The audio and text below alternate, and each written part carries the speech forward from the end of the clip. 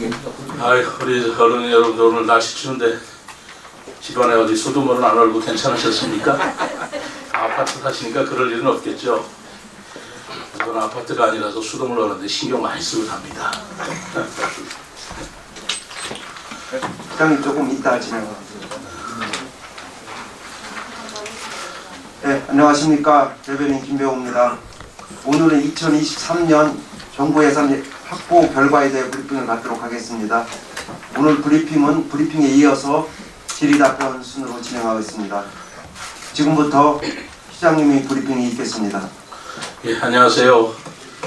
날씨가 많이 추워졌습니다. 건강들 조심하시기 바랍니다. 어제 토요일날 우리 수변에 우리 비단강 불빛거리에 많이 와주셔서 우선 어른 여러분들께 감사드립니다. 굉장히 아름다웠죠? 오늘 우리 대변인실에서 또 여러 기자 여러분들 모시고 조치원의 상제리 제거리 그리고 수변 불빛거리 한번 쭉 투어만 하시면서 지역 우리 상가 상인 여러분들하고 대화를 나누는 그런 시간을 갖는다고 들었습니다. 많이 홍보해 주시기 바랍니다. 지역 상권을 위해서. 오늘은 2023년도 정부 예산 확보 결과에 대해서 말씀드리겠습니다. 우리 시가 출범 이후 최대 정부 예산 확보 성과를 올리며 2023년 시정 주요 현안 사업이 대폭 반영되었습니다. 지난 23일 국회 본회의를 통과한 내년도 정부 예산 639조 원 중에 우리 시 관련 예산으로 정부안 대비 488억 원이 증액된 1조 3,874억 원으로 집계되었습니다. 특히 시정 현안 사업 관련 예산이 다수 반영되었습니다. 2027년 하계 세계대학 경기대회 성공 개최, 그리고 미래전략수도 기반 조성, 행정수도 완성 등 역장사업 추진에 탄력이 붙을 것으로 기대하고 있습니다. 주요 사업 내용을 말씀드리면 정부안으로 제출된 사업 중에서 시정 핵심 사업이 국회 심의 과정에서 여러 분야에서 증액되는 성과를 보였습니다. 구체적으로 말씀드리면 대평동 종합체육시설 건립비 2억 원, 대통령 제2집무실 2억 원인데 이거는 1억 원에서 2억 원 증액됐다는 말씀을 드리는 겁니다. 그리고 국회 세종의사당 건립 350억 원 총, 세종 안성 고속도로 50억 원 등이 진행이 되었습니다. 저는 이 가운데서 가장 큰 성과가 폐회식과 경기 진행에 필수적인 대평동 종합체육시설의 건립비 2억 원을 확보한 것이라고 보고 있습니다. 건립비 2억 원 확보는 2027년 대회 개최 전에 건립을 위해서 행정 절차를 앞당길 수 있다는 점에서 큰 의미가 있습니다. 지난번 브리핑에도 제가 잠깐 말씀을 드린 것 같습니다. 여기에 교통 관련 사업비도 증액되어서 대회의 성공 개최를 위한 준비가 차질 없이 진행될 수 있게 되었습니다. 세종과 수도권 및 주변 지역을 연결하는 세종 안성 고속도로 건설비 1,022억 원, 그리고 세종 공주 광역 BRT 건설 19억 원이 반영되었고요. 세종 청주 고속국도 건설 2,003억 원도 감액 없이 정부 안대로 의결이 되었습니다.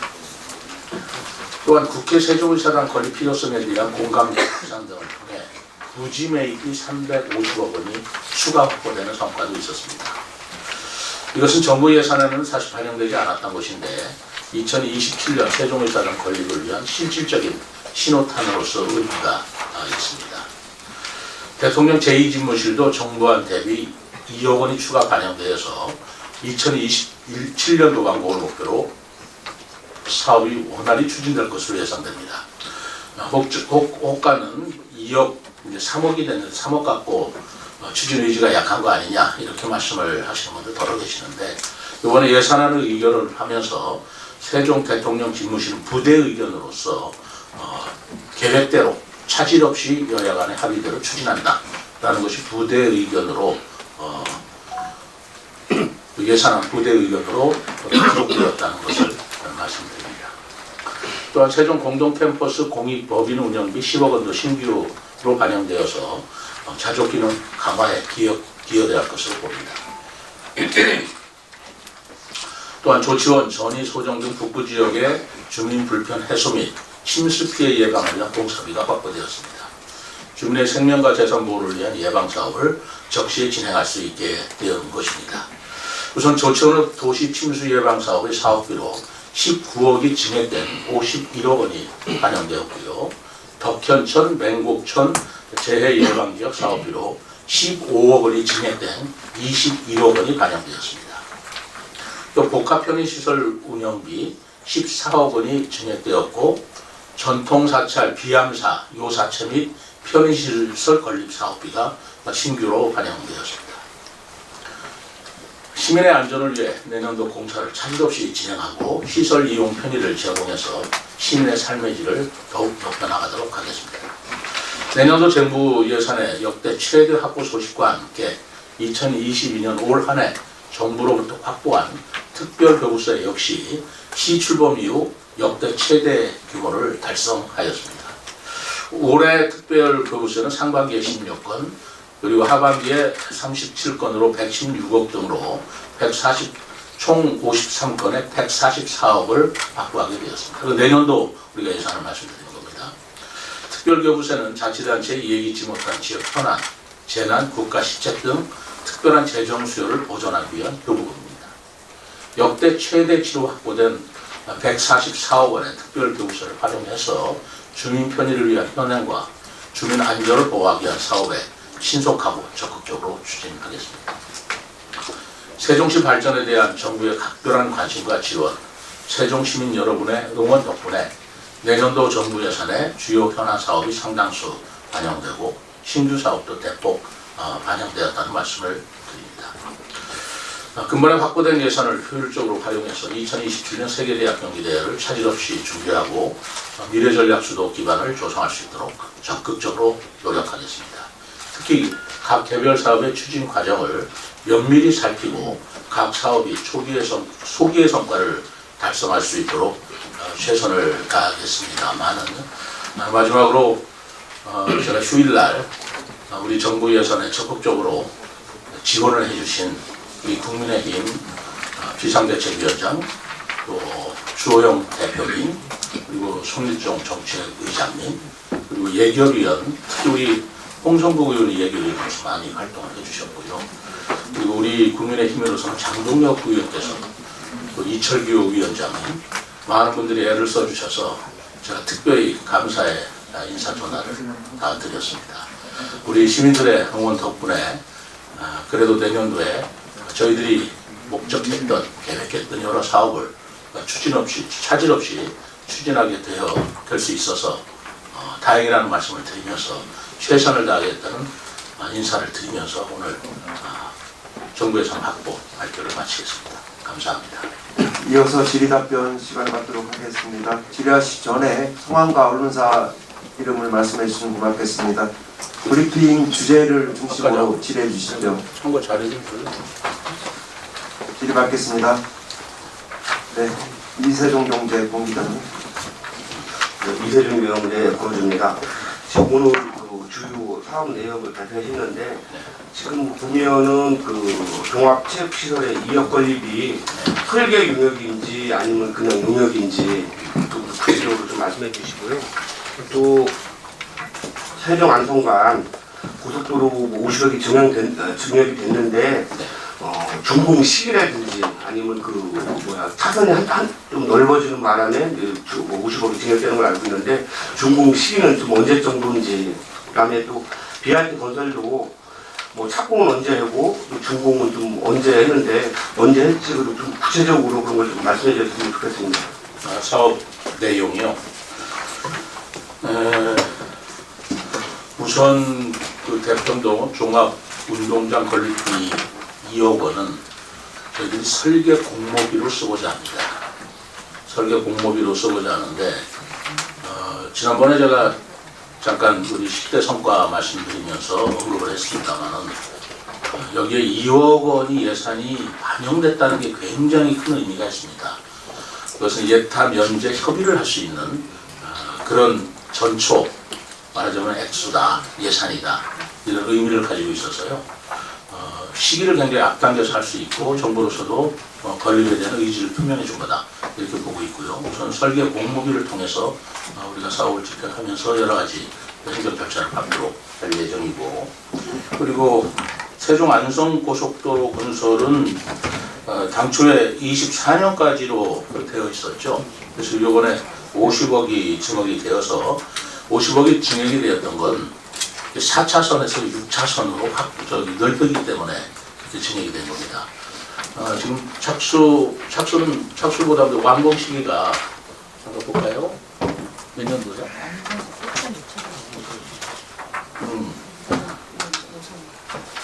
24년까지로 일단 되어 있던 것이지만 이번에 예산을 4차선에서 6차선으로 늘렸다는 데 저는 굉장히 큰 의미를 가지고 있고, 그러다 보면 아마 사업 기간은 다소 좀 변동이 있을 수도 있겠죠.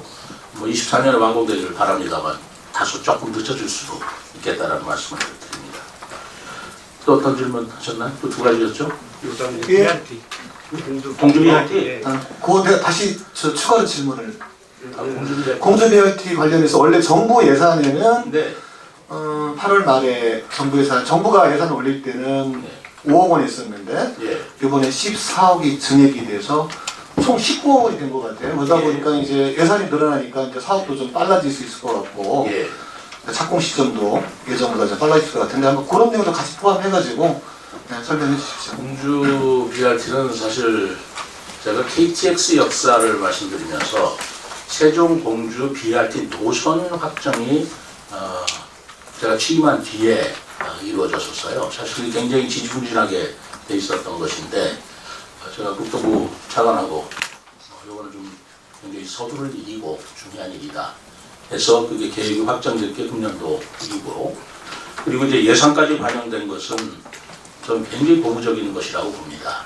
아마 공주 시민 여러분들께서도 대단히 환영할 일이라고 저는 생각하는데, 예산이 이제 확보되었기 때문에 이제 BRT 공사가 이제 본격적으로 착수가 되고, 지금 계획상으로는 2025년도까지 완공시키려고 합니다.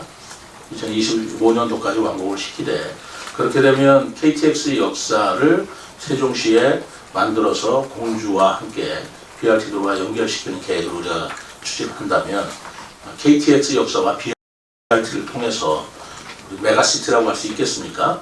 공주와 세종 그리고 유성이 하나의 큰 연당권으로 도시의 연당화가 이루어지는 그런 좋은 효과를 거둘 수 있으리라고 생각합니다. 네. 또 질의 받겠습니다. 네네네.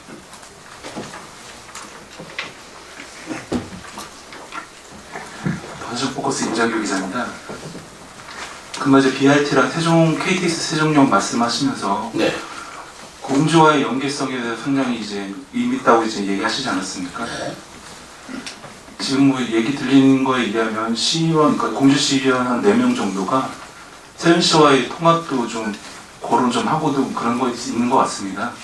이제 BRT 도로나 KTX 도로나 이제 광역을 통해 가지고 공주시를 이렇게 어떤 이렇게 통합의 대상으로 본다면 영토 확장이 되는 거지 않습니까? 쉽게 얘기하면.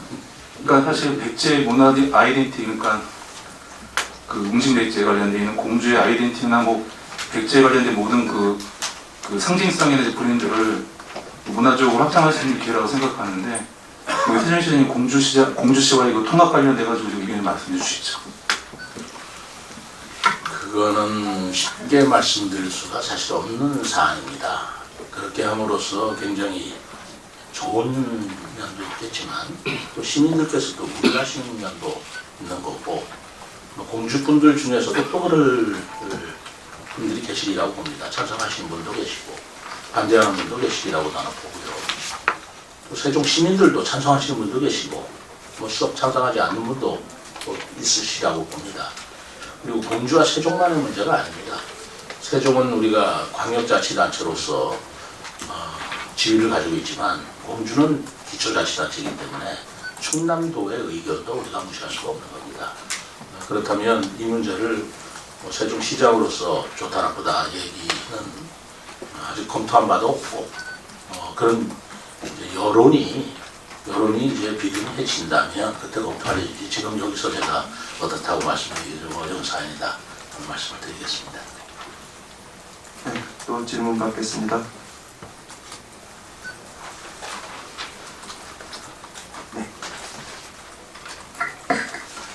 세종포스트 한상석 기자라고 합니다. 네.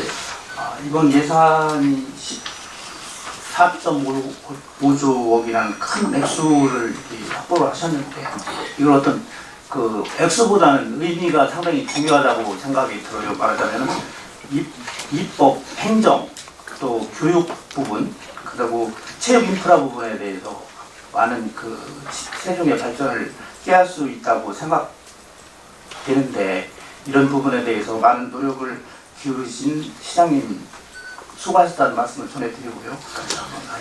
근데 이제 앞으로도 중요한 부분은 이제 세종시가 안고 있는 여러 가지 문제 중에 교통 문제, 그 다음에 자족기능 문제, 그리고 의료 부분 문제가 있는데 대통령 후보 시절에 윤석열 대통령 후보 시절에 공약이기도 하고 시장님의 공약이기도 한데 그 충청권 광역철도망 문제, 그 다음에 자족기능 확보를 위한 세종대전 경제 자유구역 지정 문제, 그리고 의료 부분에 중입자 가습기 암집센터 부분, 이 부분도 앞으로 좀 중요한 부분인데 이건 어떻게 추진되고 있고 이걸 실현시키기 위한 어떤 그 활동을 하고 계신지 그거에 대해서 좀 말씀드리겠습니다.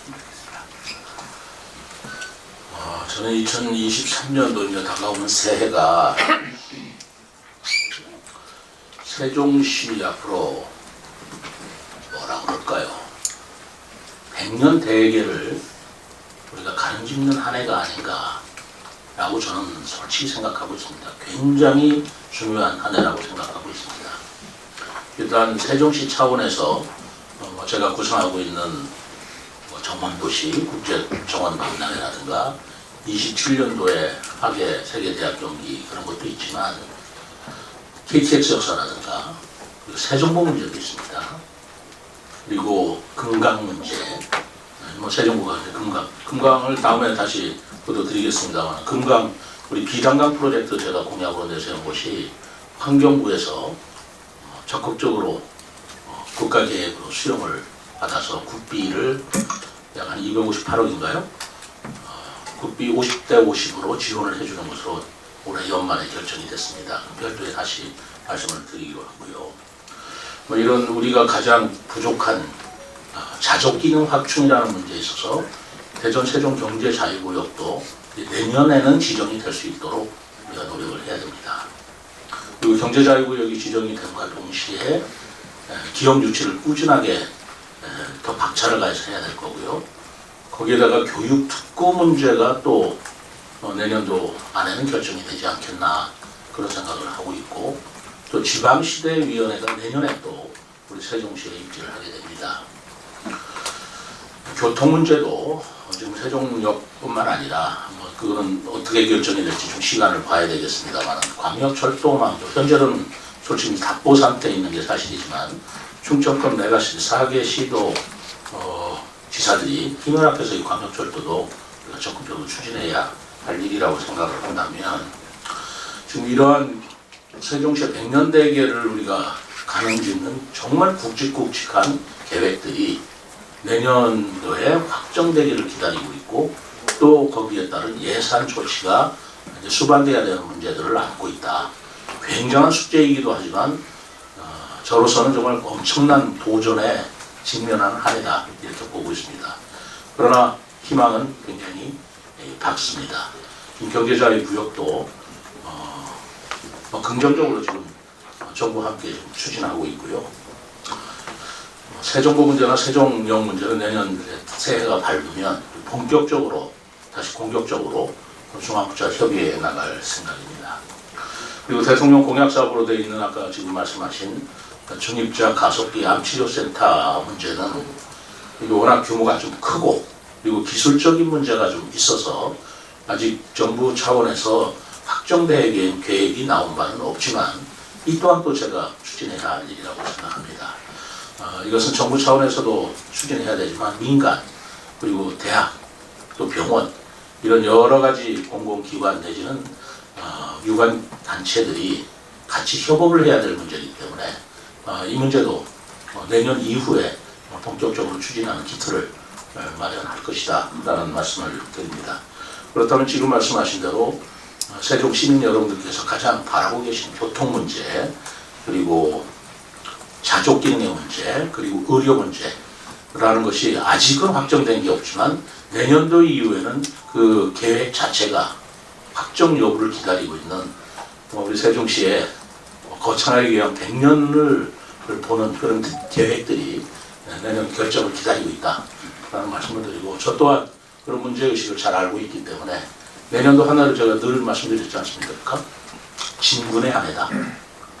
올해는 여러 가지 준비를 하고 조직 정비를 하고 인사 정비를 하고, 그리고 우리 공무원들의 단합된 모습으로 내년도 사업 수행을 위해서 준비하는 기간이었다면 내년 1월 초부터는 거침없이 밀고 나갈 것이다. 그렇게 이해를 해주시면 고맙겠습니다. 네. 김 기자님. 예, 내외부 김주환입니다. 시장님 지난 시정서부터 추진해왔던 공동 캠퍼스 관련해서 질문드리겠습니다. 지금 공동 캠퍼스 내에 지금 6개 대학이 지금 입주하는 걸로 되어 있죠. 그래서 얼마 전에 그 추가적으로 다 모집을 한다고 말씀을 하셨던 걸로 알고 있어요. 그래서 지금 현재 얼마나 진행되고 있는지, 몇 개 대학이 신청이 됐는지 하고요. 또 하나는 세종시에 지금 현재 공동 캠퍼스 말고 온전한 대학이 이제 필요하다. 국립대학으로 다 필요하다. 이렇게 이제 지난번부터 계속 이야기가 되어왔던 사안입니다. 그래서 이 문제에 대해서 지금 대학교하고 어떤 협의가 있는 대학이 있는지, 그 부분에 대해서 말씀 부탁드리겠습니다. 지난번에 공동 캠퍼스에 입주를 희망했던 몇 개 대학이 있었죠. 행복청에서 심사를 해서 선정 결과가 나온 걸로 알고 있습니다. 심사 중입니다. 3개 출과 신청하고요. 심사 중입니다. 아직도 심사 중이에요? 아직 확정이 안 됐군요. 심사 중이라고 하지만 어떤 대학이 들어올지는 몰라도 들어오는 건 확실합니다. 그러니까 우리 세종시에 유수한 대학이 들어올 거라고 저는 봅니다. 대학이 들어오는 거는 확실해졌고, 그다음에 국립대학을 만든다 이런 여러 가지도 있지만 저는 국립대학을 만드는 것 자체가 조금 무리다라고 생각은 여러 번 말씀을 드렸죠. 그때 금년 6월 선거 과정에서도 지금 국립대학, 시립대학을 만든다는 것은 쉽지 않은 문제다라고는 하지만 제가 여러 가지 경로를 통해서 물밑에서 작업을 하고 있다는 말씀은 드린 것 같습니다. 아직은 밝힐 때가 아니라서 또 성공 여부를 말씀드릴 수 없기 때문에 그렇습니다만 그런 여러 가지 노력을 하고 있다는 말씀을 드리고요. 다행히 이번에 그 공동 캠퍼스를 운영하는 SPC 운영비 10억을 정부에서 인정을 해줬어요.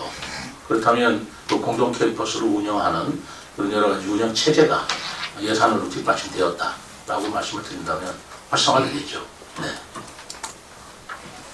또 질의받겠습니다. 네, 김 기자님. 네, 네, 저기 지금 공동 캠퍼스 네. 이어서 한 가지 여쭤볼게요. 네. 지금 SPC로다가 이제 공익법인을 만드는 건지, 아니면 법인 구성이 다 되었는지, 법인에 대해서 임원이나 이사들은 또 만약에 아직 그걸 하기 위한 법인을 설립하고 운영지를 만드는 거냐, 운영 체계를 만드는데 필요한 예산 10억을 정부가 지원해 주는 겁니다. 아직 법인 구성이 아직 안 된 그렇습니다. 거죠? 네, 알겠습니다.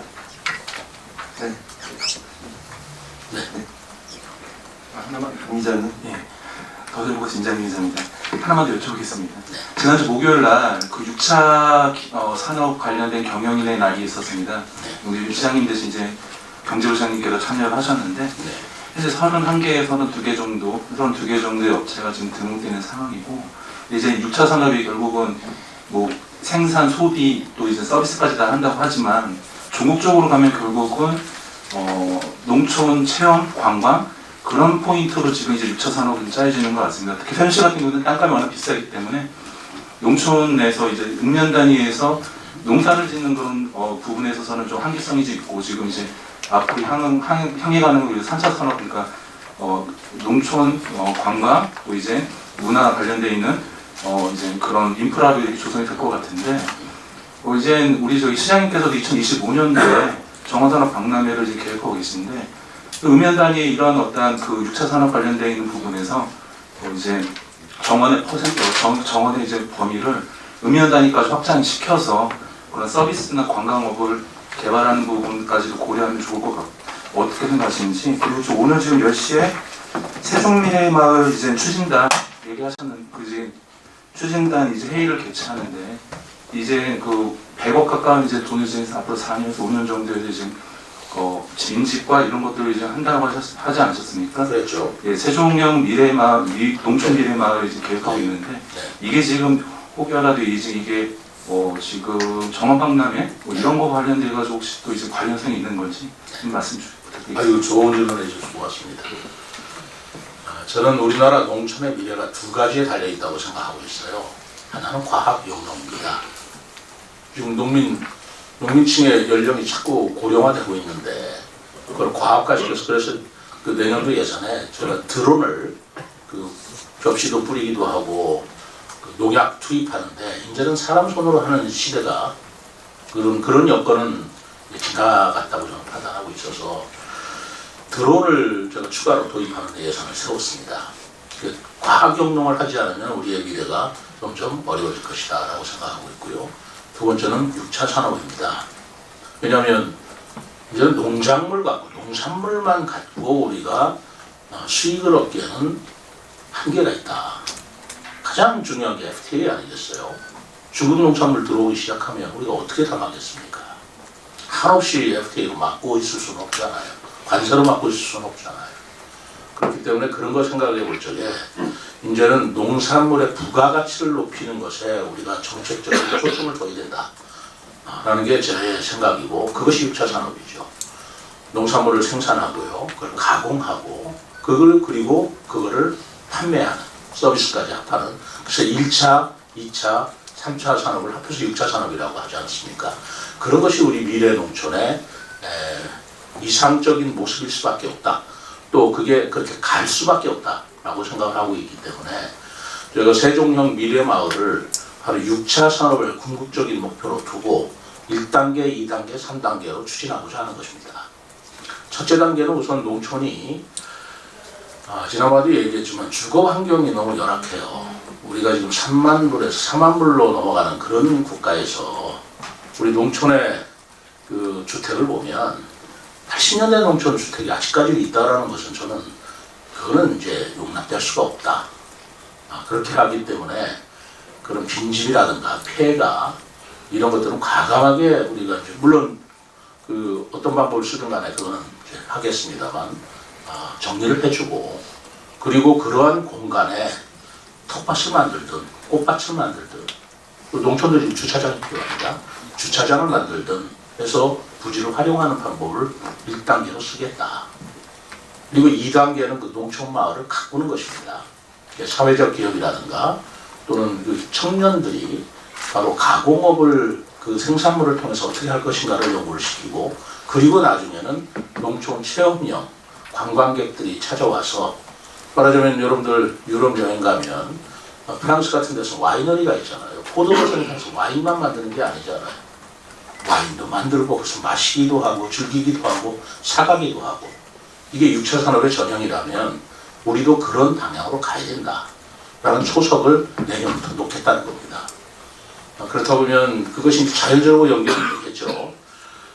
정원박람회를 할 적에 우리가 신도시만 갖고 정원박람회 할 일은 아니죠. 거기는 이제 중점적인 박람회장이 되겠지만 세종시 전체를 둘러보면서 대한민국의 농촌이 이런 모습으로 변해간다는 것을 전 국민 내지는 27년도에 세계대학 경기할 때 세계인들한테 보여주고 그것이 전국적으로 하나의 모델 사업으로 확산되기를 저는 바라고 있습니다. 세종시는 그거 하기에 딱 좋은 규모라고 저는 보고 있어요. 시범 사업을 통해서라도 적극적으로 할 것이고 중앙에서도 이런 부분은 관심을 가질 거라고 봐서 시작을 하면 그 다음에 국비까지도 지원받는 여러 가지 방안을 제가 찾아보려고 합니다.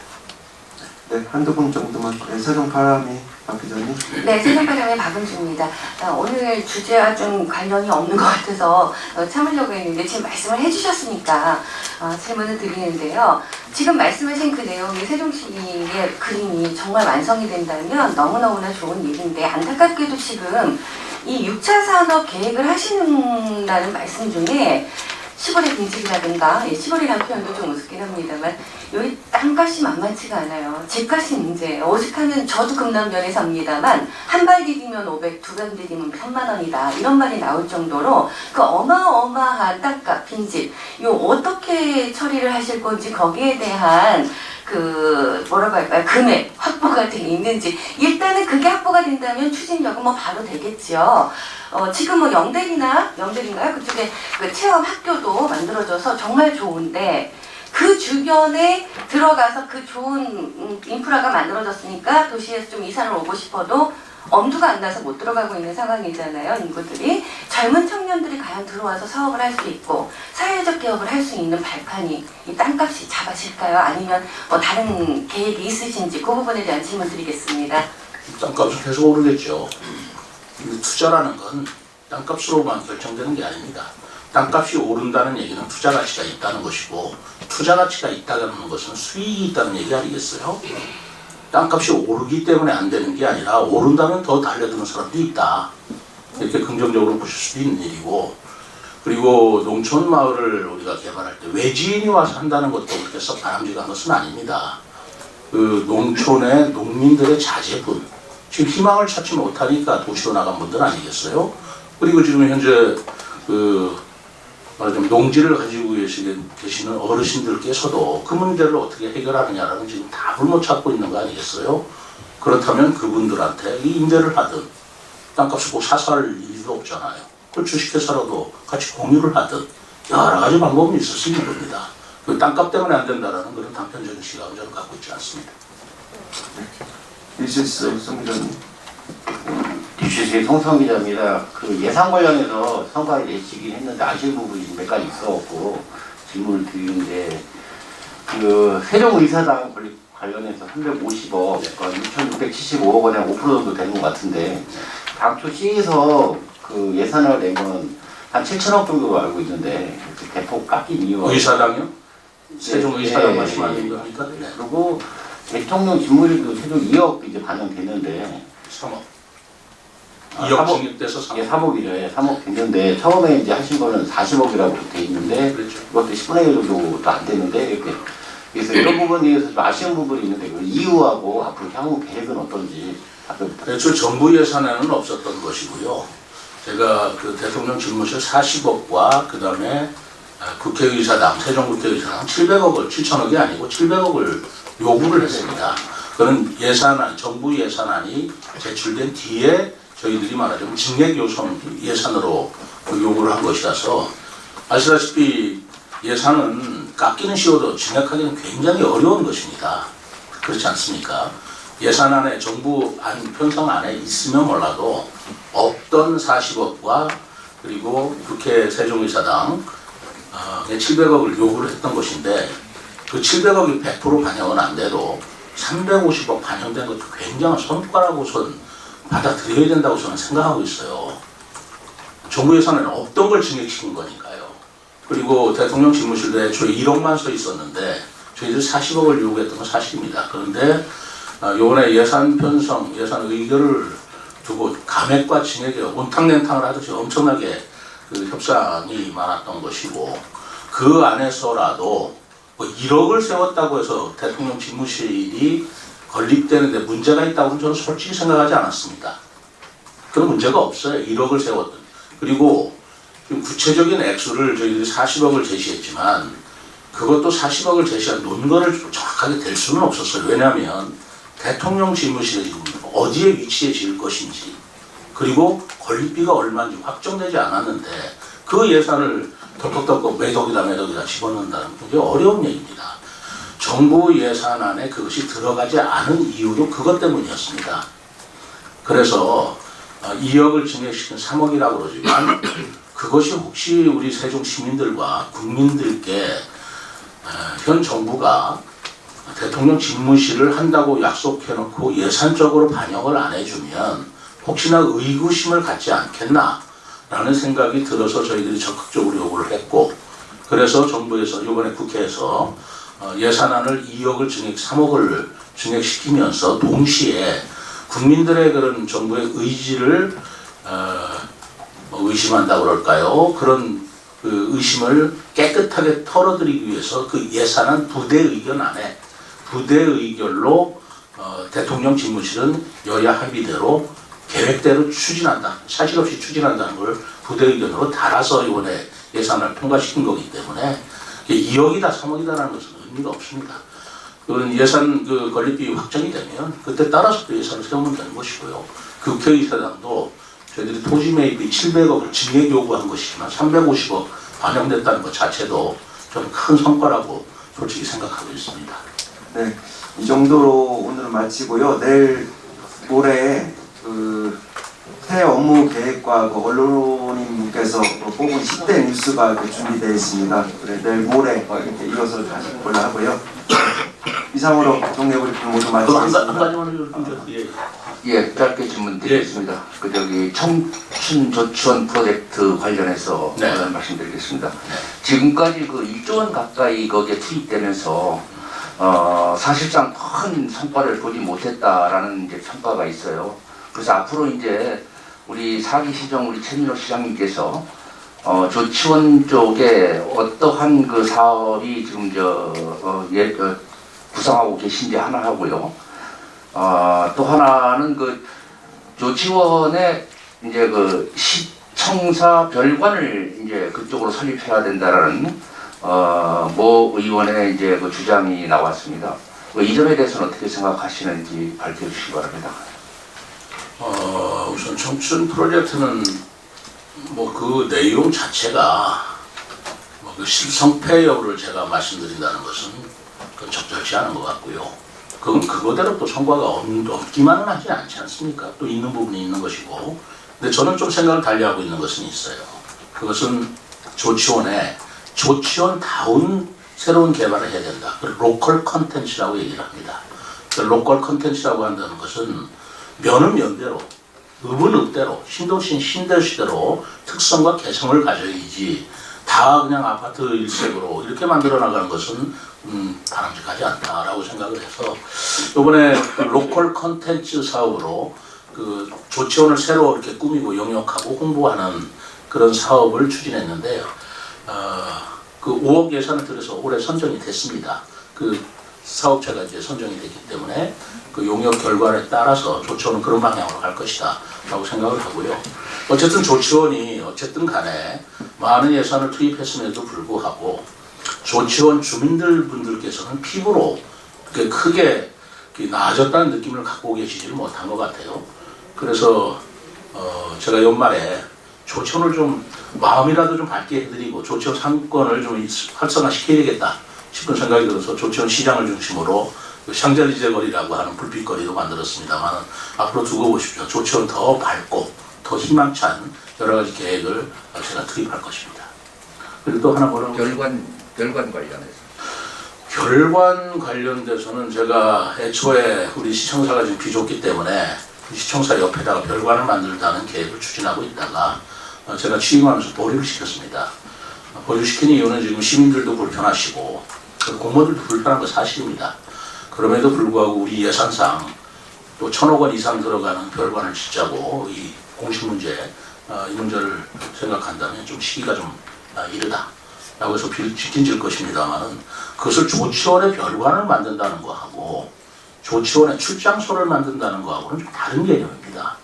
저는 조치원에는 출장소를 만들어야 된다고 생각하고 있어요. 그러나 별관을 거기다 또 새로 1,000억 들여서 한다면 그럼 굉장히 이상해질 수가 있습니다. 그래서 그거는 조치원은 조치원대로 출장소를 만들어서 우리 공무원들과 시민들의 불편을 없애는 것이고 별관 문제는 아직은 제가 좀 보류해 놓은 상태이기 때문에 좀 차츰 추진해 보도록 하겠습니다.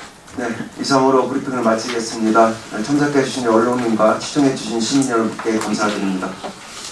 네, 여러분들 감사합니다. 주위에 건강 조심하시고 감기 조심하십시오. 고맙습니다.